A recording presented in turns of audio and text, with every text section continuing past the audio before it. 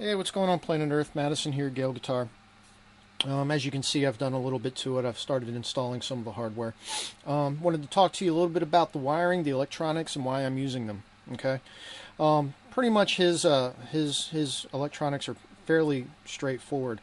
What he does use is he would use a super switch for the electronic components here. So for instance, position 1 would be full humbucker, and position 2 would be like outside coil and middle pickup.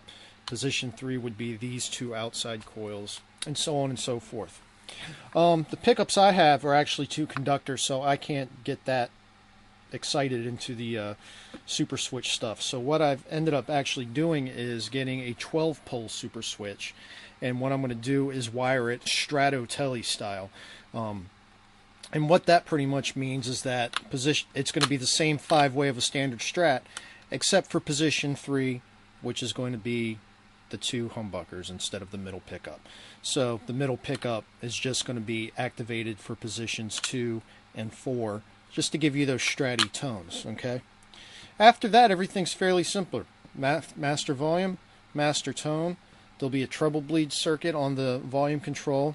And then we've got this switch here, which is a fairly new addition to the Guthrie signature, and it's called the single coil simulation. Now, he got this idea. If you ever watched his Premier Guitar Rig rundown, you know he uses the S1 switch on his Jaguar or Jazzmaster or whatever it is. The S1 switch does the single coil simulation. So, what is that? What is the single coil simulation? In my head, and you know, I can totally concede that I could be wrong here, but in my head you have one of three options, okay? Especially when you have a mini toggle, okay? First option would be a simple coil tap, okay? You're tapping the coils of the humbuckers and you're getting your single coil, right? But that's exactly what it is. It's a single coil. It's not a simulation. And with the single coil, what are you going to get? You're going to get the 60 cycle hum, and you're going to lose half of your volume, okay? I doubt he went that route, especially when they call it the single coil simulation, okay?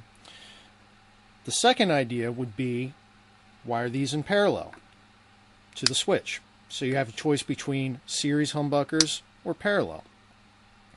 That would make more of a better sense for what he's trying to do, because it cancels the hum. You get that single coil sound, so you could say that it's simulating a single coil, and you're only losing about 25 to 30% of the volume. Okay. In order to do that, however, you would need a 12 terminal mini switch, an on 12-pole mini switch, so you could parallel both of these with just one switch. And you can get them. They're a little hard to find, but you can get them. I doubt he went that route, which leaves the final idea. Okay, and that is a treble pass switch. Sucks a little bit of the low end out of the entire master sound, the master signal, coming out of the switch, going out of the 5-way switch, going to the mini toggle before it gets to the volume control and to the jack. It's just it's a resistor and a capacitor run in series, and it just takes a little bit of the low end and creates what we would consider to be a single coil, brighter and rounder. Okay, and you don't lose any volume when you do that, no noticeable volume.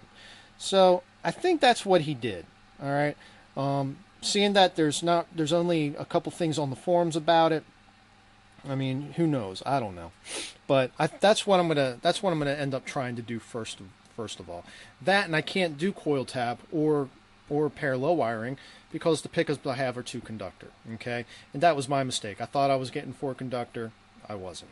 Okay, so WD pots, an oak 12-pole 5-way switch, and then a basic on mini toggle with a Switchcraft jack.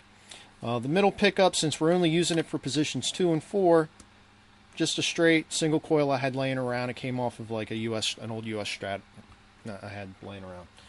Now, as for the humbuckers, since his are custom made, and he's kind of got a special sound he's going for, and you can't. The closest thing that you could probably order would be the Sir pickups from his old signature model, the SHs or whatever they are.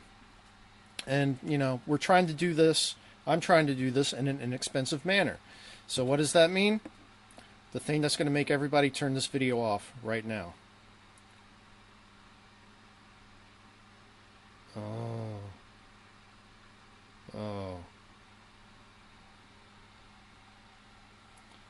$70. All right, $70 for pickups.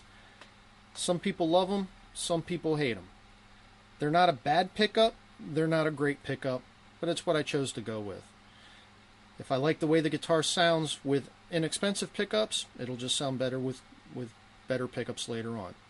Usually when I do a build, I usually go with DiMarzios or Mojo pickups, Mojo Musical Supply pickups, because they're local and I really like them. The Mojo pickups are great. But for this experiment, we're going to start off light. We're just going to go with GFS Alnico 2 pickups. Okay? Also wanted to mention the neck that I'm using. This is the WD 22 fret rosewood slab neck. It's not a bad neck. It's really nice. It's got some flame on it. It's good and straight, medium jumbo frets. Okay? It is not the quarter sawn, roasted, caramelized, bird's eye maple neck that he uses. That's I told you we're trying to go inexpensive. So I can concede that from this video on, this is where the Guthrie Govan similarities end. Okay, now it's just pretty cool SuperStrat. Less of the Guthrie, more of the SuperStrat. Okay, so I'm conceding that notion. You get what you pay for. We're trying to go inexpensive. We're trying to create an aesthetic, and we're trying to pay tribute. So here we go.